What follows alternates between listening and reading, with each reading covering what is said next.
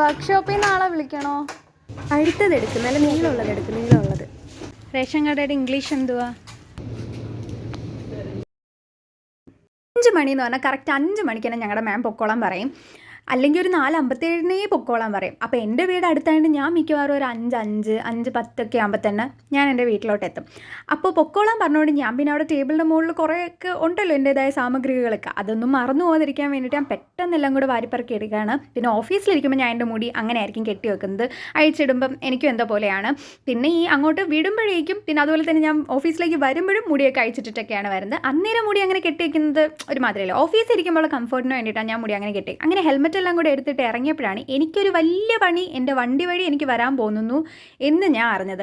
സന്തോഷത്തിൽ പോവാന്ന് പറഞ്ഞ് വണ്ടി ഓൺ ചെയ്ത് നോക്കിയാറ വണ്ടി ഓൾറെഡി ഓൺ എന്ന സ്വിച്ചിലാണ് കിടന്നത് താക്കോല്. ഞാൻ ഓഫ് ചെയ്യുന്ന ഓൺ ചെയ്യുന്ന ഒരു അനക്കവും ഇല്ല. നെഞ്ചെടുപ്പ് നല്ല രീതിയിൽ തുടങ്ങിയിട്ടുണ്ട് എനിക്ക്.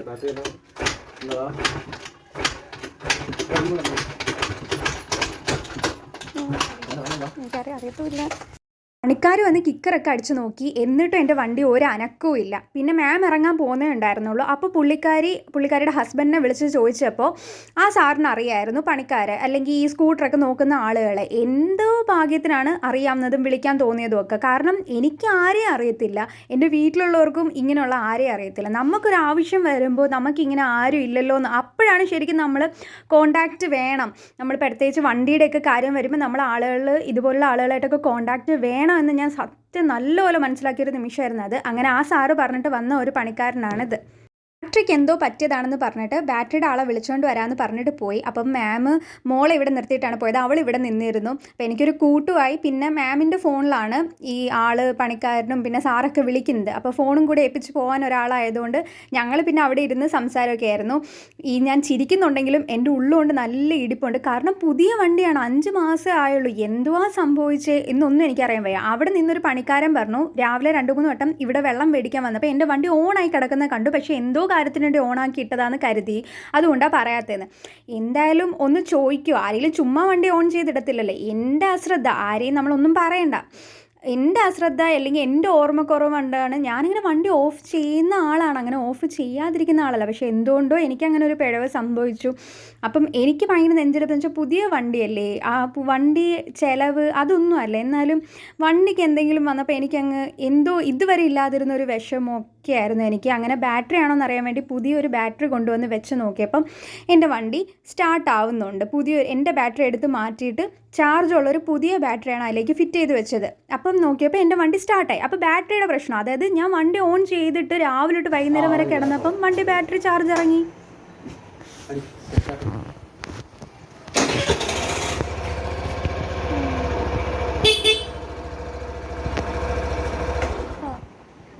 ഇതിപ്പോ ഒരു 3-4 മാസത്തെ പുതിയ വണ്ടിയാ.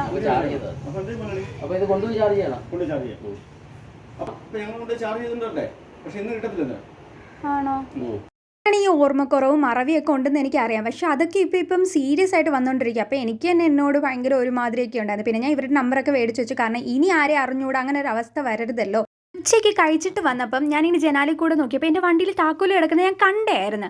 പക്ഷേ ഞാൻ വിചാരിച്ച മിക്കവാറും ഞാൻ വീട്ടിലാണ് ഈ താക്കോൽ അങ്ങനെ എടുക്കാറില്ല, വണ്ടി തന്നെ ഇട്ടേക്കും, സേഫ് ആണല്ലോ. പിന്നെ ഇവിടെ നമ്മുടെ വാതിലിൻ്റെ അടുത്തിരിക്കുന്നതുകൊണ്ട് ഞാൻ അങ്ങനെ ഇട്ടായിരിക്കും എന്ന് വെച്ചു. പക്ഷേ ഞാൻ അപ്പോഴെങ്കിലും ഇത് ശ്രദ്ധിച്ചിരുന്നെങ്കിൽ ബാറ്ററി എനിക്ക് ചാർജ് ചെയ്ത് വൈകിട്ടെങ്കിലും കിട്ടിയേനെ. പിന്നെ എൻ്റെ വീടിൻ്റെ തൊട്ടടുത്തായതുകൊണ്ട് അവിടെ തന്നെ ഞാനിങ്ങ് വെച്ചിട്ട് പോന്നു. കാരണം വണ്ടി ഉരുട്ടിക്കൊണ്ട് വീട്ടിൽ വരാൻ പറ്റില്ലല്ലോ. അവിടുന്ന് മമ്മിയുടെ അങ്ങ് വന്നു. എൻ്റെ ഉമ്മുമ്മായാണ് ഞാൻ മമ്മീന്ന് വിളിക്കുന്നത്. കാരണം ഞങ്ങൾക്ക് കടയിലൊക്കെ പോകാറുണ്ട്. നടന്നു പോയാൽ മതി. പോളയത്തോട് റേഷൻ കടയിലും ധന്നിയിലൊക്കെയാണ്. നമ്മൾ എങ്ങോട്ട് പോവുക? എവിടെ? റേഷൻ കടയിൽ പോകുന്നു. റേഷൻ കടയുടെ ഇംഗ്ലീഷ് എന്തുവാ? റൈസ് കട. റൈസ് കടയോ? റേഷൻ കടയുടെ ഇംഗ്ലീഷ് റൈസ് കട. ചോറ് അരി. ബുദ്ധി ബുദ്ധി. അങ്ങനെ റേഷൻ കടയിലെത്തി. അപ്പോൾ അവിടെ ഒരു കൂട്ടരുണ്ടായിരുന്നു. അവർ മാത്രമേ ഉണ്ടായിരുന്നുള്ളൂ. പിന്നെ അത് കഴിഞ്ഞപ്പോൾ തന്നെ ഞങ്ങൾ കയറി. എന്തൊക്കെയോ അരിയുടെ പേര് പറയുന്ന കേട്ടു. പക്ഷേ എനിക്ക് ഈ അരി ഒന്നും അറിയത്തില്ല. എനിക്ക് കണ്ടാൽ പോലും അറിയത്തില്ല. എനിക്കങ്ങനെ അതെന്ന് വെച്ചാൽ വീട്ടു കാര്യങ്ങളായിട്ടൊന്നും എനിക്ക് അങ്ങനെ വലിയ ബന്ധമില്ല. ഇനിയൊക്കെ ഭാവിയിൽ ബന്ധം വരുമായിരിക്കും. ഞാൻ പോകുന്ന മെയിനായിട്ടും എൻ്റെ മമ്മിക്ക് എൻ്റെ ഈ ഫിംഗർ പ്രിൻറ്റ് വേണം. ഞാനിങ്ങനെ എന്തെങ്കിലും എൻ്റെ അടുത്ത് വഴക്കിടുമ്പോൾ പറയാൻ ഞാൻ പറയും, എൻ്റെ ഫിംഗർ പ്രിൻറ്റ് വേണോ, സാധനം വേണോ, എൻ്റെ ഫിംഗർ പ്രിൻറ്റ് ഉണ്ടെങ്കിലേ തരത്തുള്ളൂ എന്നൊക്കെ ഞാനിങ്ങനെ പറയും. ആകപ്പാട് ഞാൻ അതിന് വേണ്ടി മാത്രം പോകും. പിന്നെ ഏതൊക്കെയോ വെള്ള കളർ സാമ്പാറിൽ അരിയൊക്കെ ഞാൻ വിചാരിക്കും ചോറൊക്കെ വെക്കുന്നത് ഈ അരിയൊക്കെ പോലെ തന്നെ അല്ലേ എന്നൊക്കെ വിചാരിക്കും. അതെന്തോ വേറെ എന്തോ അരിയാണ്, എനിക്കറിയാൻ വയ്യ.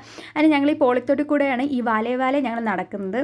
ഞങ്ങൾ റോഡ് ക്രോസ് ചെയ്തു, കാരണം തന്നെ പോകണം. റോഡൊക്കെ ക്രോസ് ചെയ്യുന്ന എന്തോ മത്സരത്തിനൊക്കെ നിൽക്കുന്ന പോലെയാണ്. കാർ ഓടിക്കുന്നവർക്കൊരു മത്സരം, ഇറങ്ങുന്നവർക്കൊക്കെ ഒരു മത്സരമാണ്. പിന്നെ അവിടെ ഒരു ഇടയ്ക്കൊക്കെ പോലീസിനെ കാണും, മിക്കവാറും കാണാറില്ല. പിന്നെ ഈ കുറുമ്പേരിയുടെ അകത്തൂടെ കയറിയാണ് പോകുന്നത്. അപ്പോൾ ഈ കുറേ കണ്ണാടിയൊക്കെ ഉണ്ട്, ബാക്കി തിരിച്ചു വരുമ്പോൾ കാണിക്കാം. അങ്ങനെ ധന്യയിലെത്തി കുറേ വെജിറ്റബിൾസ് ഒക്കെ മേടിക്കാനാണ്. അപ്പോൾ ഞാൻ നോക്കിയപ്പോൾ അവിടെ ഒരു കണ്ണാടി. അങ്ങനെ എൻ്റെ ഉമ്മുമ്മ എന്തൊക്കെയോ കുറേ വെജിറ്റബിൾസ് ഒക്കെ എടുക്കുന്നുണ്ട്. ഇതിൻ്റെയൊക്കെ പേര് എനിക്ക് അങ്ങനെ അറിയത്തില്ല. ഇതൊക്കെ അറിയാം, പച്ചമുളക് അങ്ങനെയൊക്കെ. മറ്റേ സംഭവം എനിക്ക് തോന്നുന്നു ചേമ്പോ അങ്ങനെ എന്തൊക്കെയാണ്. അതൊക്കെ എന്തിനായിരിക്കും, സാമ്പാറിലിടാനായിരിക്കും. പിന്നെ വെണ്ടയ്ക്കൊക്കെ എടുത്തു. പിന്നെ എൻ്റെ ഉമ്മുമ്മയുടെ ഫേവറേറ്റ് ആണ് ഈ ഏത്തയ്ക്ക നമ്മൾ തിന്നു കഴിഞ്ഞാൽ 4 ആളെ ഇടിച്ചിടാനുള്ള നമുക്ക് ആരോഗ്യം കിട്ടും. എനിക്ക് വണ്ടിയൊക്കെ സെൻട്രൽ സ്റ്റാൻഡിലൊക്കെ സൂപ്പറായിട്ട് എടുത്ത് വെക്കാമെന്നാണ് പറയുന്നത്. പക്ഷേ നമ്മളത് വല്ലതും കഴിക്കും. നമ്മളിതുപോലെ കുറുക്കുറേ ലേസ് അതൊക്കെയല്ലേ കഴിക്കും. ഞാൻ ഓടിപ്പോയി ഒരു 10 രൂപയുടെ ലേസൊക്കെ അങ്ങ് എടുത്ത് വെച്ച്. പിന്നെ എനിക്ക് തിരിച്ചു പോകുമ്പോൾ പുള്ളിക്കാരി നാരങ്ങകളൊക്കെ മേടിച്ചു തരാമെന്ന് പറഞ്ഞു. ഞാൻ ആ മോഹത്തിലാണ് കൂടെ പോയേക്കുന്നത്. അതൊക്കെ മേടിപ്പിച്ചിട്ടുണ്ട്. അതിനെ പിന്നെ സാധനമൊക്കെ മേടിച്ച് ഞങ്ങൾ പിന്നെ അവിടെ നിന്ന് ഇറങ്ങി. ഇതിൻ്റെ ആ കണ്ണാടി ഞങ്ങൾ തിരിച്ചിറങ്ങി. അപ്പം ഞാൻ മമ്മിക്ക് ആ കണ്ണാടി അതാന്ന് കാണിച്ചു കൊടുത്തു. ഞാൻ ഒരു സ്ലോ മോഷനിൽ കാണിച്ചു തരാം. ഇതാണ്ടേ. അങ്ങനെ ഞാൻ ഇസ്താൻബുളിൽ നിന്ന് ഷവർമയും കൂടെ ഓർഡർ. ഞാൻ പറഞ്ഞു പ്ലീസ് എനിക്ക് ഷവർമയും കൂടെ മേടിച്ചു തരാൻ ചോദിച്ചു. പിന്നെ ഉമ്മ പറഞ്ഞു വൈ നോട്ട്. അങ്ങനെ പിന്നെ എനിക്ക് അതും കൂടെ ഒരു ബോണസ് ആയിട്ട് കിട്ടി. പിന്നെ ഞാൻ എന്താ പറഞ്ഞ നാരങ്ങവെള്ളവും വാട്ടർമെലൺ ജ്യൂസും. ഞാൻ എവിടെ പോയാലും ഇത് രണ്ടുമാണ് പറയുന്നത്. പിന്നെ ഒരു പൈനാപ്പിളും. വേറെ ഒന്നിൻ്റെയും ഞാൻ അങ്ങനെ കുടിക്കാറേ ഇല്ല. ആ നാരങ്ങ വെള്ളത്തിൻ്റെ രുചി എൻ്റെ പൊന്നോ. പിന്നെ ഞങ്ങൾ തിരിച്ച് ഓട്ടോയിലാണ് പോയത്. അന്നേരം ഓട്ടോ ഇരുന്ന് കുടിക്കാമെന്നൊക്കെ പറഞ്ഞത്. പക്ഷേ ആ കാറ്റുകൊണ്ട് ആ അടപ്പെല്ലാം കൂടെ തുറന്ന് അതിൽ കുറച്ച് എൻ്റെ ദേഹത്തോട് വീഴുകയും ചെയ്തായിരുന്നു. ആക്രാന്തിഫിക്കേഷൻ ആണേ. പിന്നെ കുറച്ച് നാരങ്ങൾ എനിക്ക് ടേസ്റ്റ് ചെയ്യാൻ വേണ്ടി വീട്ടിൽ കൊണ്ടുവന്ന് ഡ്രസ്സിലൊക്കെ ആയത് കണ്ടോ. മുമ്പിലോട്ട് കയറി ഞാൻ പിന്നെ ഇത് രണ്ടും കഴിക്കാൻ തുടങ്ങി. ആദ്യം എനിക്ക് ഷവർമ കഴിച്ചപ്പോൾ ഒരു ടേസ്റ്റ് തോന്നിയില്ല. പിന്നെ ഫ്രഞ്ച് ഫ്രൈസ് ഒക്കെ വന്നപ്പോഴേക്കും കഴിച്ചൊക്കെ വന്നപ്പോൾ പിന്നെ കൊള്ളായിരുന്നു. അപ്പോഴേക്കും എൻ്റെ ചാച്ചി ജോലി കഴിഞ്ഞ് വന്നു. അതായത് എൻ്റെ ഉമ്മ ജോലി കഴിഞ്ഞ് വന്നപ്പോൾ വണ്ടിയുടെ കാര്യത്തെപ്പറ്റി എൻ്റെ അടുത്ത് ചോദിച്ച് എല്ലാവരും പറഞ്ഞു. ഇനി ആരും പറയാനൊന്നും ബാക്കിയില്ല. ഞാൻ ശ്രദ്ധിച്ച് കുടുംബത്തിൽ ഈ കാര്യം അറിയാനും ആരും ബാക്കിയില്ല, എല്ലാവരും അറിഞ്ഞു കഴിഞ്ഞ്. അങ്ങനെ എല്ലാവരും വന്നിട്ട് നിനക്ക് ഓർമ്മ വേണ്ടി അങ്ങനെ എങ്ങനെയാന്നൊക്കെ പറഞ്ഞ് ചോദിച്ചിരിക്കുകയാണ് എൻ്റെ അടുത്ത്. വണ്ടി ഇല്ലല്ലോ, അപ്പം പിന്നെ അത്താണ് എന്നെ വീട്ടിലേക്ക് കൊണ്ടാക്കുന്നത്. ശരിക്കും പറഞ്ഞാൽ ഈ വണ്ടി ഉള്ള ആളുകളൊക്കെ ഇതിനോട് ഭയങ്കര പ്രണയമായിട്ടൊക്കെ നോക്കിയൊക്കെ ചെയ്യും. അല്ലെങ്കിൽ ചിലർ സ്വന്തം കൊച്ചിനെ പോലെയൊക്കെ നോക്കും. നമുക്കൊരു നമ്മുടെ സ്വന്തം കുഞ്ഞിനോടൊക്കെ തോന്നുന്ന ഒരു സ്നേഹമില്ലേ, അത് ആ വണ്ടിയോട് തോന്നും. ഒരാൾക്ക് അങ്ങനെ തോന്നുന്നത് സ്വാഭാവികമാണ് എന്നൊക്കെ എനിക്ക് മനസ്സിലായത് എനിക്കൊരു വണ്ടി വന്നപ്പോഴാണ്. നമ്മൾ സ്വന്തം ക്യാഷിന്, നമ്മൾ അധ്വാനിക്കുന്ന ക്യാഷ് കൊടുത്ത് മേടിക്കുന്ന വണ്ടി കൂടിയൊക്കെ ആകുമ്പം നമുക്ക് അത്രയും പ്രിയപ്പെട്ടതാണ്. അപ്പോൾ എനിക്ക് എൻ്റെ വണ്ടി എന്ന് പറയുന്നത്, സുസുമോൾ എന്ന് പറയുന്നത് അത്രയും പ്രിയപ്പെട്ടതാണ് കേട്ടോ. എനിക്ക് എൻ്റെ അങ്ങ് കുഞ്ഞിനെ പോലെയാണ്. പണ്ട് തൊട്ടേ വണ്ടി എടുക്കണം, സ്വന്തമായിട്ടൊക്കെ വണ്ടി വേണം എന്നൊക്കെ ആഗ്രഹം ഉണ്ടായിരുന്നു. പക്ഷേ ഒരു വണ്ടി അങ്ങനെ എടുക്കുമ്പോൾ ഞാൻ ഇത്രയും സ്നേഹിക്കും, എനിക്ക് അങ്ങനെ ആയിരിക്കും ഞാൻ വിചാരിച്ചതേ ഇല്ല. ശരിക്കും ഞാൻ സംസാരിക്കുമ്പോൾ ഭയങ്കര ഇമോഷണൽ ആയിട്ട് വരികയാണ്. എനിക്ക് എൻ്റെ മനസ്സൊക്കെ ഭയങ്കര വിഷമമാവുന്നുണ്ട്. എൻ്റെ തന്നെ സ്വന്തം അശ്രദ്ധ, എന്നെ ഇനി വീട്ടിലാരും പറയാൻ ബാക്കിയില്ല. എൻ്റെ തന്നെ അശ്രദ്ധ. ഞാൻ ശരിക്കും രാവിലെ ആ സിറ്റൗട്ടിൻ്റെ ഭാഗം തൂത്തിട്ട് ഞാൻ വണ്ടി ഇങ്ങനെ കറക്കി ഇറങ്ങാൻ പാകത്തിന് ഇങ്ങനെ വെക്കും. ഇങ്ങനെ വെച്ച് വണ്ടി ഞാനങ്ങ് ഓഫ് ചെയ്തു എന്നാണ് എൻ്റെ ഒരു ഓർമ്മ. എന്നിട്ട് ഞാൻ ബാക്കി സിറ്റൗട്ടിൻ്റെ ആ ഒരു ഭാഗം കൂടെ തൂത്തപ്പം അവിടെ ഒരു പണിക്കാരൻ നിൽപ്പുണ്ടായിരുന്നു. പുള്ളി എന്നോട് വെള്ളം ചോദിച്ചു. 2 വട്ടം ചോദിച്ചു. 2ാമത്തെ വട്ടമാണ് ഞാനത് ശ്രദ്ധിച്ചത്. പുള്ളിയുടെ നിന്ന് ഞാൻ കുപ്പിയും മേടിച്ച് അകത്ത് പോയ, ഞാൻ പിന്നെ ഇറങ്ങിയില്ല. പിന്നെ പുള്ളി വൈകുന്നേരം എൻ്റെ അടുത്ത് പറഞ്ഞു 2 വട്ടം വെള്ളം മേടിക്കാൻ വന്നപ്പോൾ എൻ്റെ വണ്ടി ഓണായി കിടക്കുന്ന പുള്ളി കണ്ടു എന്ന്. ഞാൻ എന്തെങ്കിലും ആ കാര്യത്തിന് വേണ്ടി ഓൺ ചെയ്തിട്ടായിരിക്കുന്നു. എന്തായാലും ഒന്ന് ചോദിക്കായിരുന്നു. ഞാൻ ചിലപ്പോൾ അപ്പോഴെങ്കിലും അത് ശരിയായേനെ. ഇപ്പം ഇങ്ങനെ ഒരു വിഷമോ അല്ലെങ്കിൽ ഒരു ബുദ്ധിമുട്ടോ ഉണ്ടാവത്തില്ലായിരുന്നു. ഇതിപ്പം എനിക്ക് എൻ്റെ വണ്ടി ഇപ്പം ശരിയാക്കാൻ പാകത്തിന് ഇവിടെ എൻ്റെ വീട്ടിൽ തന്നെ വെച്ചിരുന്നെങ്കിൽ പോലും ഞാൻ ഓക്കെ ആയേനെ. എനിക്ക് എൻ്റെ വണ്ടി വന്നതിന് ശേഷം എനിക്ക് എൻ്റെ വണ്ടി ഇല്ലാണ്ട് ഞാൻ ഒരു ദിവസം പോലും എന്നും ഞാൻ ചിലപ്പം ഒന്നും തൊട്ടടുത്തായിട്ട് ഞാൻ വണ്ടിയിലായിരിക്കത്തില്ല പോകുന്നത്, നടന്നായിരിക്കും പോയിട്ട് വരുന്നത്.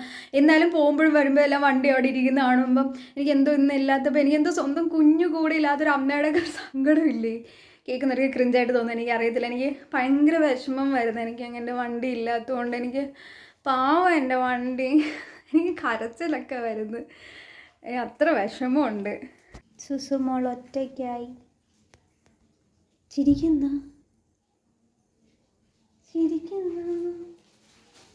വീട്ടിൽ ഞാൻ ഭയങ്കര ഡയലോഗാണ്, എല്ലാം എടുക്കുന്നിടത്ത് വെക്കണം, ഓർമ്മശക്തി വേണമെന്നൊക്കെ പറഞ്ഞിട്ട്. എന്നിട്ട് എൻ്റെ സ്വന്തം മിസ്റ്റേക്ക് കൊണ്ട് എനിക്കിങ്ങനെ ഒരു അബദ്ധം പറ്റിയതുകൊണ്ട് വീട്ടിലെല്ലാവർക്കും ചെറുതായിട്ട് ഇതൊരു കോമഡിയും കൂടെ ആയിട്ടുണ്ട്. എൻ്റെ സുസു ഒറ്റയ്ക്ക് ഇരിക്കുന്ന അതിന്റെ ഉത്തരവാദി ആരാണ്? എനിക്ക് വിഷമം വരുന്നു. എനിക്ക് എൻ്റെ ഒരു കൊച്ചിനെ നഷ്ടപ്പെട്ട അമ്മയെ പോലെ ആണ്. ഞാനിപ്പോൾ അതിനെ എടുത്തില്ലെങ്കിലും പോകുമ്പോഴും വരുമ്പോഴും എല്ലാം കാണുമല്ലേ. പാവം എൻ്റെ സുസു. ഇതിൻ്റെ കയ്യിലിരിപ്പോണ്ട് ഉണ്ടായതാണോ എന്തുവാന്ന് എനിക്കറിയത്തില്ല. ഞാൻ ഇത്രയും മനസ്സ് വിഷമിച്ച് അങ്ങനെ ഒരു കാര്യത്തിന് ഇരുന്നിട്ടില്ല. ഇതാണെങ്കിൽ എനിക്ക് അത്ര നല്ല സങ്കടം മാറുന്നില്ല അങ്ങോട്ട്. രാവിലെ പോവും,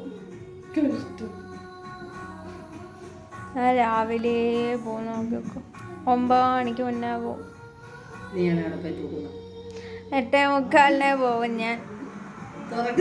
ഒരു സങ്കടമൊക്കെ വന്നു കഴിഞ്ഞാൽ പിന്നെ അങ്ങ് ഡെസ്പായിട്ടിരിക്കും, മടിയായിട്ടിരിക്കും. ഞാൻ വേണമെങ്കിൽ കുളിക്കത്തും നനയ്ക്കത്തും കഴിക്കത്തും പല്ലിക്കത്തും ഒന്നും ഇല്ലായിരിക്കും. എനിക്ക് പിന്നെ എന്നെ അങ്ങനെ അത്രയും മുഷിച്ചിരുത്താൻ വയ്യാത്തതുകൊണ്ട് ഞാൻ തന്നെ പിന്നെ അങ്ങ് എഴുന്നേറ്റ് പോയി കുളി എല്ലാം കഴിഞ്ഞു. പിന്നെ കഴിക്കാൻ അപ്പോഴേക്ക് റെഡി ആയപ്പോൾ പിന്നെ ഞാൻ കഴിക്കാൻ എടുത്തുകൊണ്ട് വന്ന് ടി വിയും കണ്ടിരുന്നു. അപ്പോഴും ഞാൻ വാപ്പിയെടുത്ത് കിക്കർ വെച്ച് സ്റ്റാർട്ടാവുന്നതും വണ്ടിയുടെ പറ്റിയൊക്കെ തന്നെ പറയുന്നത്. പിന്നെ അത് മറന്ന് ഞാൻ ഇരുന്ന് കഴിക്കാനൊക്കെ അങ്ങ് തുടങ്ങി. പിന്നെ ഇനിയിപ്പോൾ അങ്ങോട്ട് കിടക്കാൻ പോകുന്ന ആരംഭമാണ്. സ്വല്പം കൂടെ ഇച്ചിരി കട്ടിക്ക്, ഭയങ്കര കട്ടിയല്ലെങ്കിലും സ്വല്പം കൂടെ കട്ടിയുള്ളൊരു മുടിയായിരുന്നു എൻ്റെത്. പക്ഷേ എൻ്റെ തന്നെ നല്ല അശ്രദ്ധ. പിന്നെ ഈ സ്ട്രെസ്സൊക്കെ എന്താണെങ്കിലും ഈ പ്രായത്തിൽ എനിക്കൊക്കെ ഉണ്ട്. പിന്നെ അതിൻ്റേതായ പൊഴിച്ചിലുണ്ടെങ്കിലും പിന്നെ ഈ മുടിയാണെങ്കിൽ നല്ല രീതിയിലങ്ങ് കൊഴിഞ്ഞ്, ഈ കൊഴിഞ്ഞ കാരണം മുടി നല്ല നീളത്തിൽ വളർത്തുമ്പോൾ കോല് പോലെയാവും. അത് കാരണം ഞാനിപ്പോൾ ഇങ്ങനെ ഷോർട്ടായിട്ട് വെട്ടിയിടുന്നത്.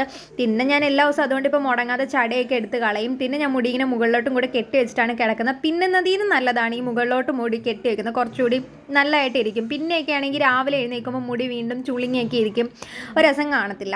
പിന്നെ ഞാൻ മോയ്സ്ചറൈസിങ് ക്രീമൊക്കെ ഇട്ട് പിന്നെ തലയിൽ നേരത്തെ തലമുടി ചീവിയിട്ട് ഞാൻ ഒരു സിറമാണ് തേച്ചത്. ലോറിയലിൻ്റെയോ എന്തോ ഒരു സിറമായിരുന്നു, നല്ല സിറമാണത്. പിന്നെ ഉമ്മി എല്ലായിടവും ഒന്ന് തൂക്കുമായിരുന്നു, എൻ്റെ റൂമൊക്കെ കൂടെ ഒന്ന് തൂത്ത് തന്നു. ടി വിയിൽ ബിഗ് ബോസ് ഇട്ടിട്ടുണ്ട്. അതിപ്പോൾ ഏത് വീട്ടിലല്ലേ ബിഗ് ബോസ് കാണാത്തത്? ഇവിടെയും കാണും. പിന്നെ എൻ്റെ അത്താടെ മമ്മിയുടെ അങ്ങ് ഉപ്പുപ്പാടെ ഉമ്മയുടെ അങ്ങേ അവിടെ അവരും കാണും. പിന്നെ അതുമൊക്കെ കണ്ടുകൊണ്ട് ഞങ്ങളിങ്ങനെ ചുമ്മാ അതിനെയും പറ്റി സൊറയൊക്കെ പറഞ്ഞ്, നാട്ടിലെയും സൊറയൊക്കെ പറഞ്ഞ് ജോലിയൊക്കെ നടന്നുകൊണ്ട് ഞങ്ങളിങ്ങനെ നോക്കും. പിന്നെ ഞാൻ നാളെ ഇടാനുള്ള ഉടുപ്പ് തേക്കുകയാണ്. ഇതൊക്കെ അങ്ങനെ എല്ലാ ദിവസവും നടക്കുന്ന പ്രഹസനമല്ല, വല്ലപ്പോഴും മാത്രം എനിക്ക് തോന്നുമ്പോഴേക്കാണ് ഞാൻ ഇങ്ങനെ ചെയ്യുന്നത്. തോന്നുമ്പോൾ ഞാനൊരു ഗുഡ് ഗേളാണ്, തോന്നാത്തപ്പോൾ ഞാൻ വെരി ബാഡ് ഗേളാണ്. ഒരു വക ചെയ്തില്ല, അമ്മാതിരി മടി പിടിച്ചിരിക്കും. ഇതെന്തുകൊണ്ട് വീഡിയോ എടുക്കുന്നുണ്ടല്ല, പക്ഷേ ചില ദിവസം ഞാൻ ആക്റ്റീവാണ്. പിന്നെ ഞാൻ വണ്ടിയെ പറ്റിയൊക്കെ അങ്ങ് പറഞ്ഞുകൊണ്ടിരിക്കുക. പിന്നെ കിടക്കാൻ പോയി, ഞാൻ പോയി കിടക്കാൻ പോകുന്നു. ടാറ്റ. രാവിലെ വിളിക്കണേ. അല്ല, ഞാൻ എഴുന്നേറ്റിട്ട് എൻ്റെതായ എല്ലാ പണികളും ചെയ്യുന്നുണ്ട്. 10 മണിയാവാൻ വെറും 10 മിനിറ്റ് മാത്രം. പിന്നെ ഞാൻ കിടക്കാൻ പോകുമെന്നൊക്കെ പറഞ്ഞിട്ട് പിന്നെ ഞാൻ പോയി പല്ലൊക്കെ തേച്ച്, ഇത് ഞാൻ നിങ്ങളെ കാണിച്ചു തന്നില്ലേ, മീഷോ എന്ന് മേടിച്ചത്. പിന്നെ ഞാൻ പല്ലെല്ലാം തേച്ച് കഴിഞ്ഞിട്ട് വന്നിട്ട് ഞാൻ കുറച്ച് വെള്ളമൊക്കെ കുടിക്കും. പിന്നെ ആ ഒരു കുപ്പി വെള്ളം ഞാൻ എടുത്ത് അങ്ങോട്ട് വെക്കും, കാരണം ഇടയ്ക്കൊക്കെ ഉണരുവാണെങ്കിൽ എനിക്ക് നല്ല രീതിയിൽ ദാഹിക്കും. പിന്നെ ഞാൻ ക്രീം കയ്യിലും കാലിലൊക്കെ എടുത്ത് തേച്ചു, കാരണം എൻ്റെ സ്കിൻ ഡ്രൈ ആവും. അങ്ങനെ 10 മണിയായി. സുന്നത്തെ എൻ്റെ ഒരു വ്ലോഗ് ഒരു 1 ഡേ ഓളം ഉണ്ടായിരുന്നു. ഇന്ന് ഇങ്ങനെ മനസ്സിൻ്റെ അടിത്തട്ടിന്ന് വീണ്ടും വണ്ടിയെ പറ്റിയിട്ട് ഇങ്ങനെ ഓർമ്മ വന്നാൽ എനിക്ക് പിന്നെ ഉറക്കമൊന്നും വരത്തില്ല. നമ്മളെ വണ്ടി ഞാൻ എന്തും ചെയ്യും, ആരും ഒന്നും ചെയ്യരുത്. വ്ലോഗ് അവസാനിക്കുകയാണ്. സോ എൻ്റെ വീഡിയോ ഇഷ്ടപ്പെടുന്നവർ, എന്നെ ഇഷ്ടപ്പെട്ടവർ എൻ്റെ ചാനൽ സബ്സ്ക്രൈബ് ചെയ്യണം. പിന്നെ നിങ്ങളുടെ അഭിപ്രായങ്ങളും കാര്യങ്ങളും എല്ലാം നിങ്ങൾ കമൻറ്റ് ചെയ്യണം. എനിക്കും ഒരു നല്ലൊരു ഒരു ബിഗ് യൂട്യൂബ് ഫാമിലി ഉണ്ടാവണം എന്ന് എനിക്കും ആഗ്രഹമുണ്ട്. അതിന് നിങ്ങളുടെ സപ്പോർട്ടാണ് എനിക്ക് വേണ്ടത്. ഓക്കെ, സോ ഇനി അടുത്ത വ്ലോഗായിട്ട് കാണുന്നവരെല്ലാവർക്കും ടാറ്റാ.